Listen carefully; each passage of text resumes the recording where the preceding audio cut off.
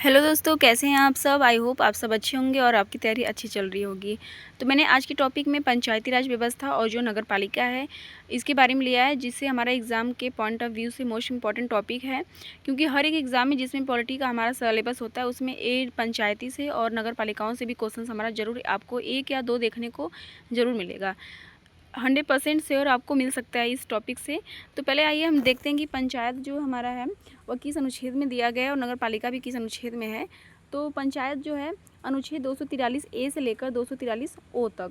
तो आपको ए भी याद होना चाहिए, क्योंकि जब क्वेश्चन को हार्ड बनाना होता है तो आपको ऐसे ही क्वेश्चन पूछ देता है।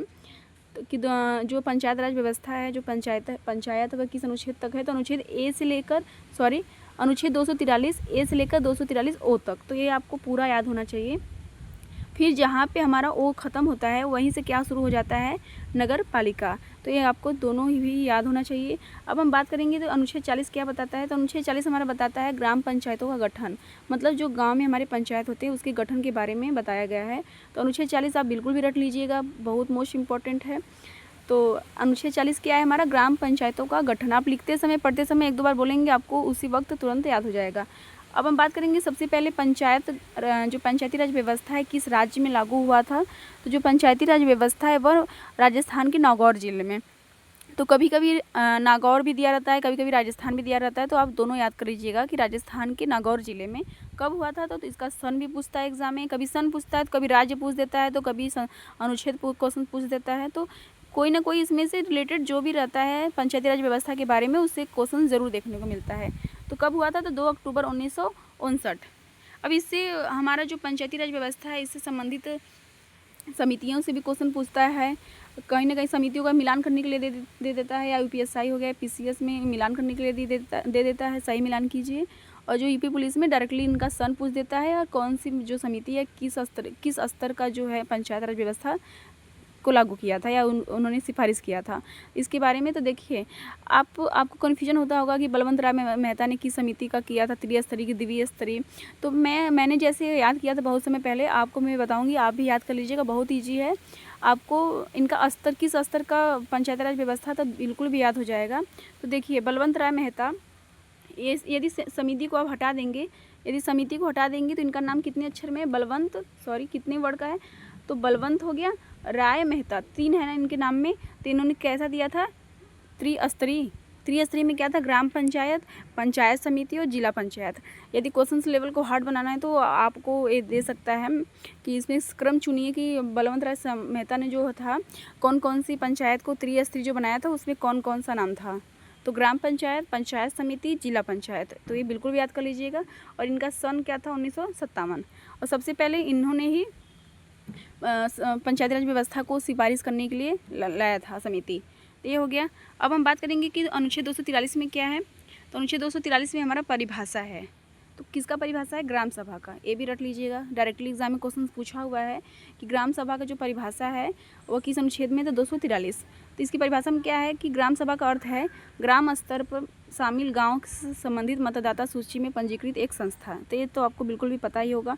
अब 243 ए की बात करते हैं, तो उसमें ग्राम सभा का परिभाषा था, इसमें ग्राम सभा के बारे में है।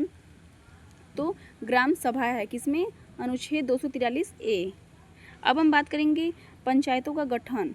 तो ये एग्जाम में जरूर क्वेश्चन पूछता है कि पंचायतों का जो गठन है वह किस अनुच्छेद में है, तो अनुच्छेद 243 बी में। तो ये बिल्कुल भी आपको याद होना चाहिए। अब हम देख लेते हैं त्रिस्तरीय जो व्यवस्था बलवंत राय मेहता ने दिया था वह किस टाइप का था। तो ग्राम स्तर का, ब्लॉक स्तर का और जिला स्तर का था। तो ये भी कभी कभी क्वेश्चंस हाई लेवल एग्जाम में भी क्वेश्चन पूछता है और डायरेक्टली भी एग्जाम में देखने को क्वेश्चंस मिलता है। तो गांव स्तर में क्या होता है, ग्राम पंचायत, और ब्लॉक स्तर पर पंचायत समिति, और जिला स्तर पर जिला पंचायत होता है। अब हम देखते हैं गाँव को 3 भागों में भी बांट गया है, किसमें, ग्राम सभा, ग्राम पंचायत, न्याय पंचायत। ये तीनों इसमें आते हैं, किसमें, ग्राम पंचायत में। तो ये आपको इतना याद नहीं रहेगा चलेगा, लेकिन आपको इसके बारे में पता होना चाहिए। एग्जाम में इतना नहीं पूछेगा, लेकिन जो इसके अनुच्छेद हैं और इसकी डिवाइड जो हैं एक क्वेश्चन हमारा ज़रूर पूछता है। देखिए अब बात करेंगे अनुच्छेद 243 सी। इसके अंतर्गत भी क्वेश्चन को हार्ड बनाना होता है तो पूछ देता है। तो अनुच्छेद 243 सी में क्या है, पंचायतों की संरचना। यदि मैं इसको ट्रिक से बताऊँगी जिससे आपको याद हो जाए, तो पंचायतों की संरचना को इंग्लिश में क्या बोलते हैं? कंस्ट्रक्शन। जैसे किसी भी कोई भी अगर हमें वस्तु बनानी तो उसको संरचना किया जाता है ना, तो सी फॉर कंस्ट्रक्शन से आप इसको याद कर सकते हैं 243 सी को। अब अनुच्छेद 243 डी की बात करेंगे तो 202 डी अनुच्छेद 243 जो डी है हमारा, वह किससे संबंधित है? सीटों का आरक्षण, मतलब कि कितने सीटों का आरक्षण करना है पंचायती व्यवस्था के लिए वो। और अनुच्छेद 243 ई में क्या है हमारा? पंचायतों की अवधि, मतलब पंचायत कितने साल के लिए रहेंगे, तो 5 साल के लिए होता है ग्राम पंचायत का, तो उसकी अवधि दिया है किसमें? 243 ई में। अब बात करेंगे अनुच्छेद 243 एफ के बारे में। तो एफ में क्या होता है? सदस्यता के लिए अयोग्यताएं। अयोग्यताओं का मतलब क्या होता है? फेल। तो एफ से क्या याद कर सकते हैं? 243 एफ याद कर सकते हैं, क्योंकि इसमें फेल मतलब अयोग्यता हो क्या होता है? फेल ही होता है, तो उसे याद कर सकते हैं आप। अब अनुच्छेद 243 जी में क्या है हमारा? पंचायतों की शक्तियाँ, प्राधिकार एवं उत्तराधिकारी। ये इंपॉर्टेंट है, भी आप याद कर लीजिएगा। अब हम 243 एच की देखेंगे। तो इस अनुच्छेद में क्या है हमारा? पंचायतों द्वारा उनकी निधियों पर कर लगाने की शक्तियाँ, जो कर लगता है उसके बारे में बताया गया है। 243 आई के बारे में क्या है? वित्तीय स्थिति को समीक्षा है तो वित्त आयोग का गठन, ये मोस्ट इंपॉर्टेंट है। अब देखिए इसको आप कैसे याद कर सकते हैं? वित्तीय मतलब पैसा, इनकम, तो आई से क्या हो गया? इनकम, तो आप ऐसे भी इसको याद कर सकते हैं इनकम से। अब अनुच्छेद 243 जे हमारा क्या है? पंचायतों के खातों की लेखा परीक्षा। के का मोस्ट इंपॉर्टेंट है, के आप याद कर लीजिएगा अनुच्छेद 243 के। तो पंचायतों के चुनाव के बारे में दिया गया। कौन चुनाव कराएगी? तो राज्य चुनाव आयोग। राज्य चुनाव के आयोग की नियुक्ति कौन करता है? तो राज्यपाल करता है। जैसे जो केंद्र स्तर के होते हैं उनकी राष्ट्रपति नियुक्ति करते हैं, और जो राज्य के स्तर के होते हैं मैक्सिमम, वो कौन करते हैं? राज्यपाल ही करते हैं। तो राज्य चुनाव आयोग की नियुक्ति कौन करेगा? राज्यपाल। तो ये भी आपके लिए मोस्ट इंपॉर्टेंट क्वेश्चन बन जाता है, साथ में आप इसे भी याद कर लीजिएगा। अब हमारा सबसे मोस्ट इम्पॉर्टेंट आ जाता है किसके बारे में? पंचायती राज व्यवस्था के बारे में, जो एग्ज़ाम में डेफिनेटली पूछता है। तो पंचायती राज व्यवस्था को संविधान में किस संशोधन द्वारा जोड़ा गया था? तो 73वां संविधान संशोधन, बिल्कुल भी आप रट लीजिएगा, 73वां संविधान संशोधन। और ये किस अनुसूची में जोड़ा गया था? तो 11वीं अनुसूची। कभी देखिए पूछता है कि पंचायती राज व्यवस्था को किस संविधान संशोधन द्वारा जोड़ा गया था? तो 73। किस अनुसूची में जोड़ा गया था? तो 11वीं। किस भाग में था? तो भाग 9।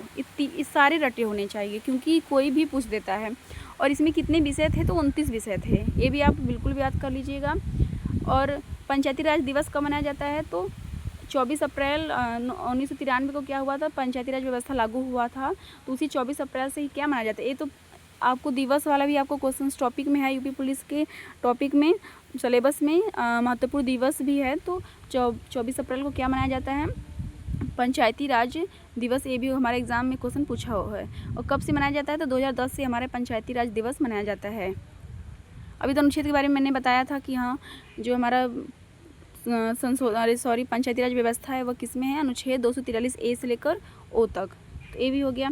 राष्ट्रीय मतदाता दिवस, तो देखिए इस कन्फ्यूजन होता है कभी कभी, तो 25 जनवरी को, ये बिल्कुल भी आप रट लीजिएगा, क्योंकि आपको महत्वपूर्ण दिवस में इसमें से ही एक दो क्वेश्चन ज़रूर देखने को मिलेगा दिवस में। और मैंने दिवस का एक शॉर्ट वीडियो भी डाला है, तो उसमें सारे जो भी जनवरी से लेकर दिसंबर तक जो भी मोस्ट इंपॉर्टेंट दिवस है उससे एग्जाम में क्वेश्चन ज़रूर पूछता है। अब हमारा आ जाता है 74वां। अब आ जाता है हमारा 74वां संविधान संशोधन, क्योंकि नगर पालिका से संबंधित है और मैंने टॉपिक में पंचायती और नगर पालिका दोनों को कवर किया है। तो जो 74वां है किस में है?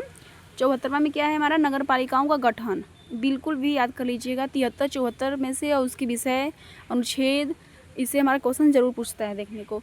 तो किस अनुसूची में? 12वीं। जैसे देखिए आप दोनों को कंबाइन करके याद करेंगे तो आपको याद है। पहले आपने पंचायत नगर पालिका बोला, तो जहाँ से पंचायत खत्म होता है वहाँ से नगर पालिका का शुरू हो जाता है। तो जैसे 73वां संविधान संशोधन पंचायती, तो 74वां नगर पालिका। जैसे उसमें 11वीं अनुसूची में जोड़ा गया था कौन सा? पंचायती राज, तो 12वीं में क्या होगा? नगर पालिका। तो ऐसे आप एक साथ याद करेंगे कंबाइन कर तो आपको ज़रूर याद हो जाएगा। इसमें कितने विषय हैं? तो 18 विषय हैं। और किस भाग में? तो भाग 9A। डायरेक्टली एग्जाम में क्वेश्चन पूछता है कि किस भाग नगर पालिकाओं का संबंध किस भाग से है, संविधान के किस भाग से है? तो 9A, बिल्कुल भी याद कर लीजिएगा।